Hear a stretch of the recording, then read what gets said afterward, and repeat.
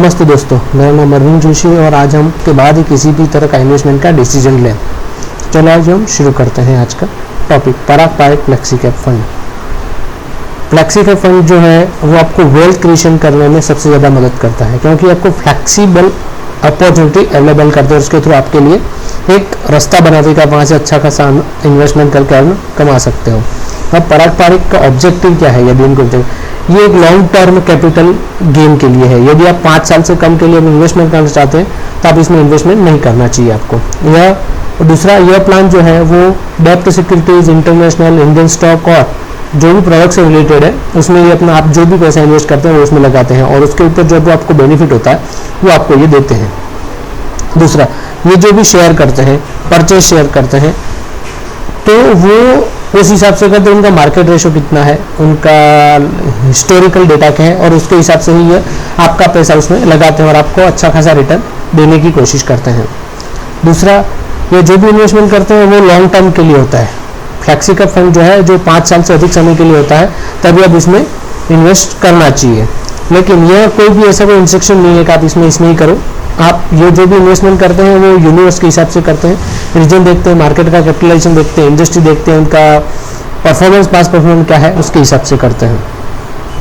आपको इसके ऊपर कैपिटल गेन लगता है, जो आपको इसके लिए जो अपना जो लॉ है, इंडियन लॉ टैक्स, उसको आपको देखना चाहिए और किसमें आप फॉलो करते हो उसके हिसाब से आपको इंडियन टैक्स लगता है। अब flexi cap fund long term का मतलब ये है कि 5 साल से अधिक समय के लिए होता है। दूसरा, इसका जो पोर्टफोलियो होता है वो डाइवर्सिफाइड होता है। डाइवर्सिफाइड पोर्टफोलियो में आपको इक्विटीज और इक्विटी से रिलेटेड जो भी प्रोडक्ट्स हैं और जो मार्केट साइज है उन सब मार्केट साइज में आपका पैसा लगाया जाता है और उसके ऊपर जो भी रिटर्न मिलता है वो आपको मिलता है। तो इसमें इनके पास ग्लोबल एक्सपोजर है, जिसमें जो भी इंडिया और इंडिया के लेवल की जो बाहर की कंपनियां हैं उसमें भी अपने स्टॉक मार्केट में पैसा लगाते हैं, वो भी उनका एक फिक्स परसेंटेज है उसके हिसाब से और आपको उसके उस ऊपर ही आपको रिटर्न दिया जाता है। इन्वेस्टमेंट होराइजन यानी 5 ईयर से ज़्यादा का होता है, तभी आपको इसमें अच्छा खासा बेनिफिट मिलता है। रिस्क लेवल इसमें हाई लेवल ऑफ रिस्क होता है, क्योंकि इक्विटी ओरिएंटेड और इक्विटी रिलेटेड जो भी होता है शेयर्स, उसमें ही पैसा लगाते हैं और इनका जो भी एक्सपेंस रेशियो है वो थोड़ा कंपैरेटिवली कम होता है। अब किन लोगों को इसमें इन्वेस्टमेंट नहीं करना चाहिए? जिनको ये लगता है कि हर रोज देखते हो या म्यूचुअल फंड या बार बार उसमें देखते रहते हो। दूसरा, 1 से या 2 साल के समय के लिए सिर्फ इसमें इन्वेस्टमेंट करना चाहते हो। इनको ये लगता है कि जब भी इन्वेस्टमेंट लगाते हैं तो ये कोई तरह का रिस्क है या सिर्फ रिस्क रहता है, डर लगता है, वो भी नहीं लगा सकते हैं। दूसरा, इसमें आपको मार्केट के बारे में think you know how to time the market. अब आपको कितना समय लगता है मार्केट में ये भी आपको पता होना चाहिए, क्योंकि अप एंड डाउन होता रहता है। दूसरा, आपको सोफिस्टिकेटेड हो यदि और आपको ऐसा लगता है मेरे को इसी में लगाना है, ऐसा कोई जरूरी नहीं है, तो इंटरनल पैसे मॉडल को भी आपको अवॉइड करना चाहिए। और जो लोग डिविडेंड पे डिपेंड है कि हमको तो डिविडेंड चाहिए, तो उनको भी इसमें नहीं लगाना चाहिए। अब पराग पारिक में आपको जो भी इन्वेस्टमेंट है उसका ओम कितना है, ईयर रिटर्न कितना दिया है, तो आप देख लो पराग पारिक फ्लेक्सी कैप फंड का है वो 1 साल में 35.33% दिया है, 3 साल में 26.72, 5 साल में 26.63 और उसका एक्सपेंस रेशियो है वो 1.33 है। अब इनका एसेट जो है वो 78,490.29 करोड़ है और CAGR 18.63 है। सेक्टर एलोकेशन इनका इक्विटी में सबसे ज़्यादा है, एक्सपोजर 83.12% है, डेब्ट में 4.31 है और अदर में 12.57% है।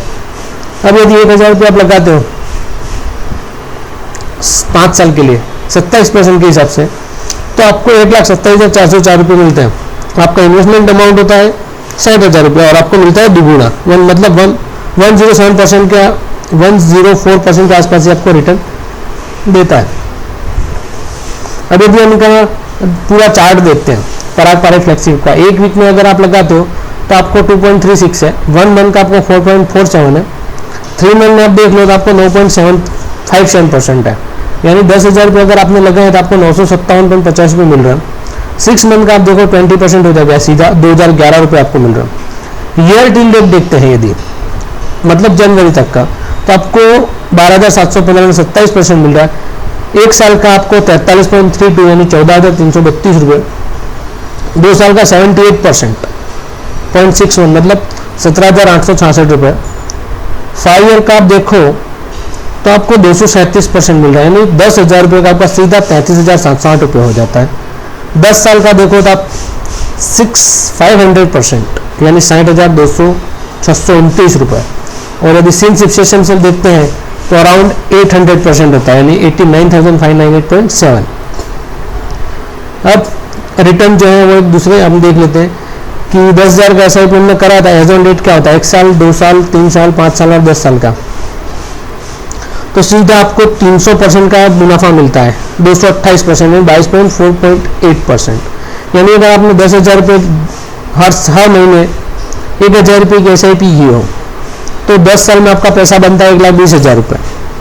आपका वैल्यू हो जाती है 3,14,226 रुपये और 14 पैसे। तो टोटल रिटर्न आपको था 22.48%। एनुअलाइज्ड रिटर्न ही हो जाता है।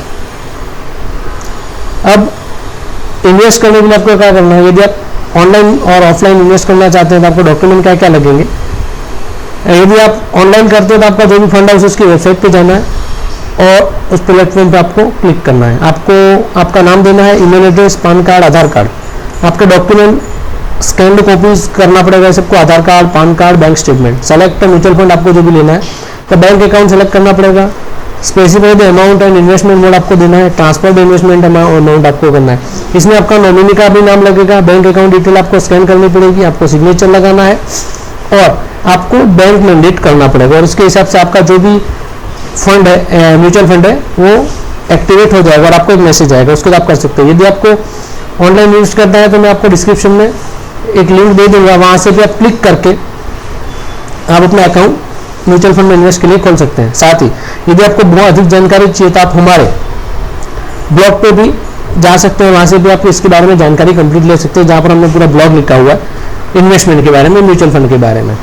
तो आप वो भी पढ़ सकते हैं, वो भी डिस्क्रिप्शन जो है वो डिस्क्रिप्शन में मैं आपको लिंक दे दूंगा, वहां से कर सकते हैं। यदि आपको हमारा वीडियो अच्छा लगा प्लीज़ लाइक कीजिए, सब्सक्राइब कीजिए